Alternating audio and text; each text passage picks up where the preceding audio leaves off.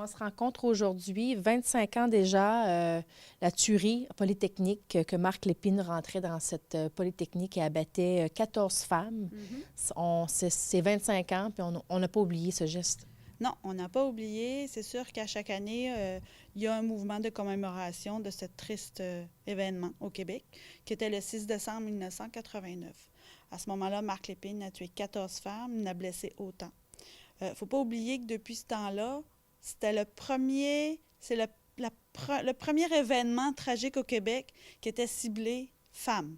Okay. Donc, un homme ciblait vraiment des femmes parce qu'il haïssait, hein, on l'a dit, jaillit les féministes qui disaient. Donc, le mouvement des femmes a fait en sorte qu'on veut souligner ce triste événement chaque année. Il ne faut pas oublier aussi que depuis ce temps-là, donc depuis 25 ans, cette année, il y a 1040 femmes et enfants qui sont décédés, tués par violence conjugale, dont 807 femmes et 233 enfants. Donc, la violence conjugale, elle est toujours présente. On en voit peut-être moins, mais en même temps, on en voit beaucoup dans les médias. Quasiment chaque semaine, il y a un drame familial qui nous arrive. Vous avez pris ce fait pour pouvoir lancer une genre de campagne de promotion contre la violence conjugale. C'est ce que je peux comprendre? Oui, c'est ça. C'est qu'on a eu l'idée avec le regroupement des maisons pour femmes victimes de violences conjugales. Ils ont fait un petit dépliant, puis on le trouvait vraiment génial, qui démystifiait un peu ce qu'est la chicane de couple versus une violence conjugale. Donc, nous, on a décidé de faire un napperon. On a eu 12 000 napperons qu'on a distribués dans 15 restaurants de la MRC Bonaventure. Intéressant comme napperon aussi. On ne peut pas passer à côté. On arrive au restaurant, on regarde ça, on se sent visé si le chapeau nous fait, là. Oui, tout à fait.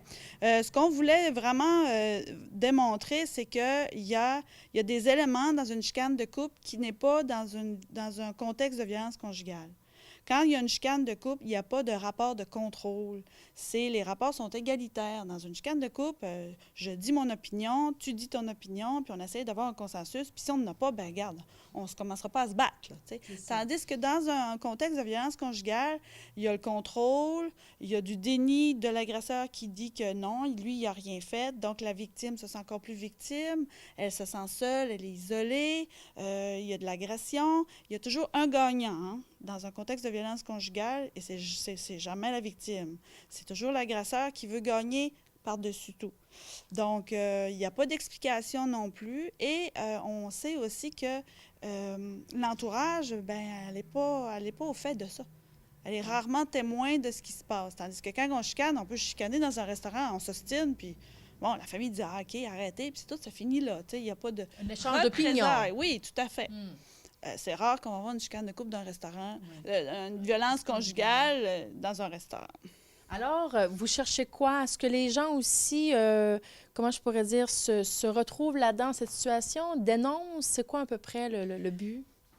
Bien, non. Le but, là, c'est pas nécessairement de dénoncer. C'est sûr qu'on veut que les femmes dénoncent, mais pourquoi les femmes, ils dénoncent pas? Vous savez, au mois de novembre, au mois d'octobre, on a eu le hashtag Twitter, là, agression non dénoncée. Ça a fait le tour. Il y a des millions de femmes qui ont dénoncé l'acte. Qu'est-ce qu'elles ont vécu et non pas l'agresseur.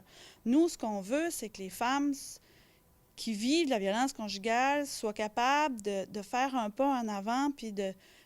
Tu sais, on a des ressources aussi, on a des maisons d'hébergement, on a les centres de femmes aussi, que les femmes peuvent venir nous jaser, nous parler de ça, puis après ça, on les réfère. Mais on veut que les femmes puissent croire qu'elles peuvent changer leur situation. Elles ont peur, beaucoup. Beaucoup. C'est sûr que, bon, comme que je disais tantôt, dans les médias, il y a beaucoup d'agressions. Souvent, bon, il y a des suicides collectifs, la famille et tout ça. Donc, il faut... Tu sais, c'est un cycle de violence, hein, la violence conjugale. Donc, ça a des représailles, puis ça monte en intensité, plus ça va. Donc, c'est important de dire aux femmes qu'il y a des personnes qui sont là pour les écouter.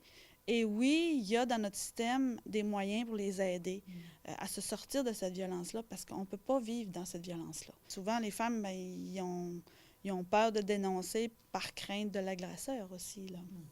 Et je vois que tu portes aussi un ruban blanc. Il était méconnu de moi et je vois que, bon, on entend de plus en plus parler.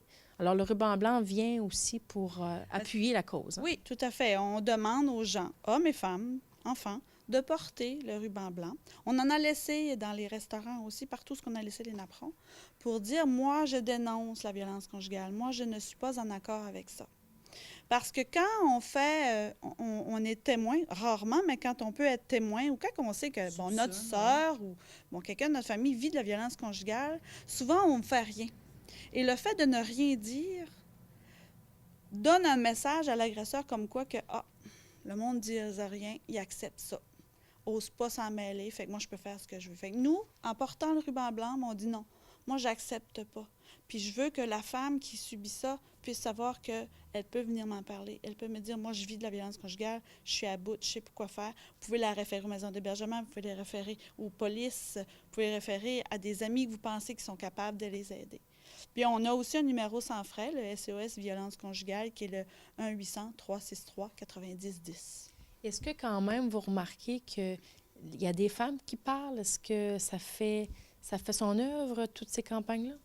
Tout à fait. Oui, c'est sûr que à travers le temps, ça a fait son effet, mais il y en a encore trop. Tu sais, on sait aussi que, comme dans les guerres, l'arme privilégiée, c'est le viol. Donc, on sait il y a de la violence physique, verbale, financière, sexuelle auprès des femmes, puis il y en a encore trop. Mais si on peut faire une petite différence, sécuriser la femme, puis lui dire, oui, on peut t'aider, oui, viens nous en parler. Vous savez que dans un contexte de violence conjugale, la femme peut se séparer jusqu'à 7 fois avant que ce soit la bonne.